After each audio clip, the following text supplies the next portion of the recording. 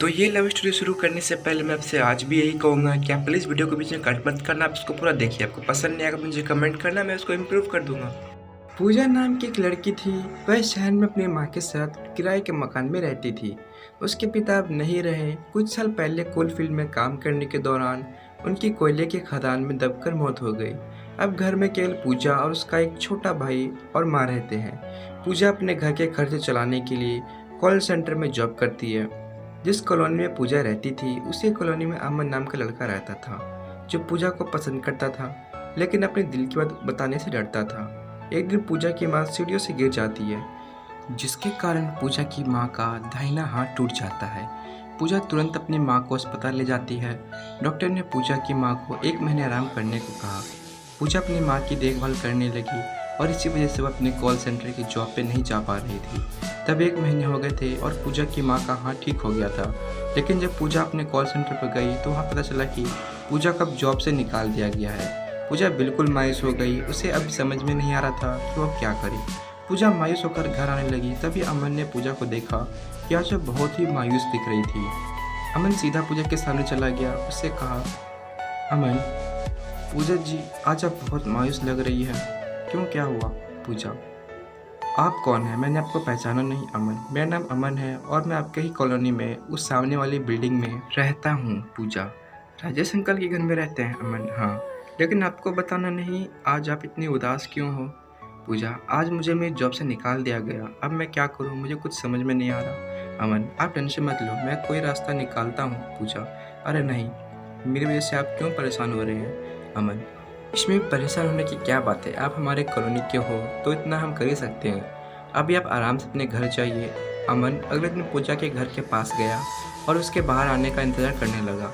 थोड़ी ही देर में पूजा की नज़र अमन पे पड़ती है तो वह अपने घर से बाहर निकलती है। अमन उसे बताता है कि इस शहर में मेरे पापा के दोस्त का एक रेस्टोरेंट है और वहाँ के रिसेप्शन काउंटर पे एक लड़की की ज़रूरत है। तो मैंने अंकल से बात करके तुम्हारे बारे में उन्हें बताया और वह तुम्हें काम पे रखने के लिए मान गए। यह सुनकर पूजा की खुशी का ठिकाना नहीं रहा।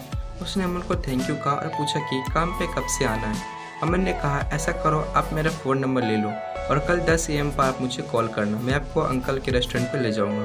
पूजा काम पे जाने के लिए 9 AM की तैयार हो गई और उसने अमन को कॉल किया।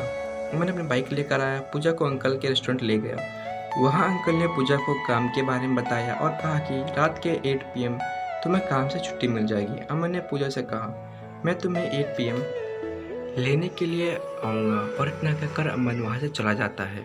रात के 8 बजते हैं कि अमन रेस्टोरेंट पहुँच गया और पूजा के बाहर आने का इंतज़ार करने लगा। थोड़ी देर में पूजा बाहर आती है। अमन ने पूजा को बाइक पे बिठाया और उसे उसके घर तक छोड़ दिया।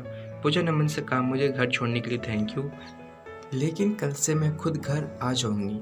आपको परेशान होने की कोई जरूरत नहीं है। अमन मुस्कुराते वहाँ से अपने घर चला गया। अगले दिन अमन सोचने लगा कि वह पूजा को लेने के लिए रेस्टोरेंट जाए या नहीं, लेकिन बहुत सोचने के बाद जैसे ही रात के 8 बजते हैं अमन उस रेस्टोरेंट के पास पहुँच जाता है।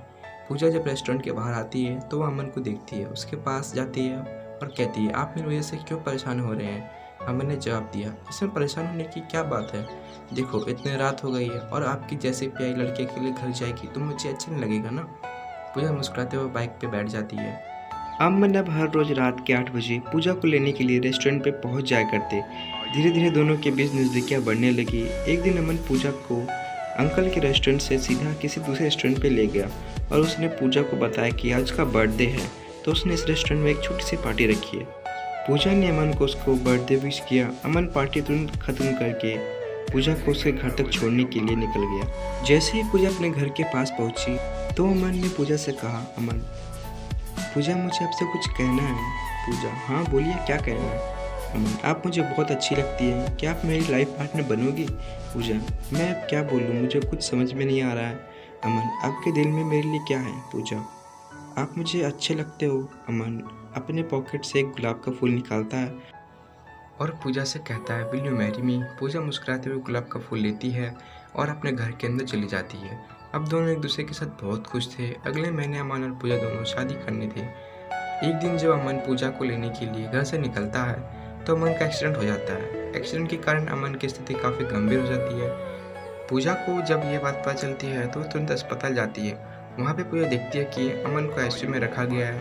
पूजा घर आकर बहुत रोती है। 2 दिन आईसीयू में रहने के बाद अमन इस दुनिया से चला जाता है और अमन की खबर जैसे ही पूजा को मिलती है तो वह अंदर ही अंदर टूट जाती है। पूजा इन सब की वजह से खुद को मानती है। वो सोचती है कि अमन इस दुनिया को छोड़कर उसकी वजह से गया। पूजा की ज़िंदगी में अब ना उसके पिता का प्यार था और ना ही अमन का, बस 2 पल की कुछ यादें थी।